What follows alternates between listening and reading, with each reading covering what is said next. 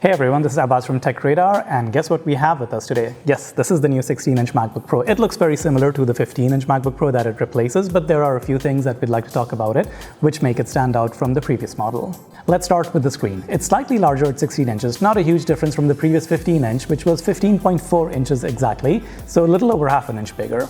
Resolution-wise, it's 3072 by 1920, which is lower than the standard 4K resolution. Now, I had three things on my wish list before this product was announced. Sadly, none of them made it. One of them was a 4K display, the other was 120 Hz refresh rate, and finally an OLED.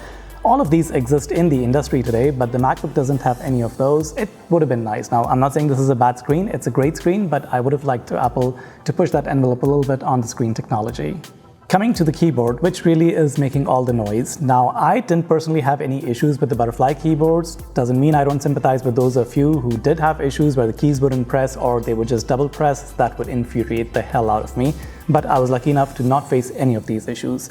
Over the last few years, I've switched between a 12-inch MacBook to a 13-inch MacBook Pro and finally the 15-inch MacBook Pro. None of them had those issues and I was pretty much used to the butterfly keyboard mechanism. That being said, the scissor magic keyboard is nice to kind of come back to.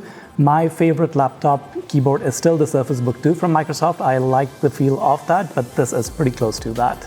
Coming to the performance, the new 16-inch MacBook Pro has the same Intel Core i7 and i9 processors from last year, but Apple has worked on a new cooling system which allows the processors to work at higher speeds for a longer time. New to this laptop is the AMD 5000 series GPU that Apple claims is twice as fast as the previous 15-inch model. And you can really spec this baby up.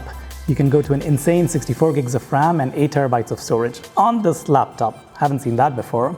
So everyone's talking about the speakers on this new MacBook Pro, and you know what? They're completely right. These are the best speakers I've heard on any laptop, significantly better than almost anything else out there, and it does really good stereo separation, which makes listening to your favorite music or watching videos a much better experience than almost every other laptop.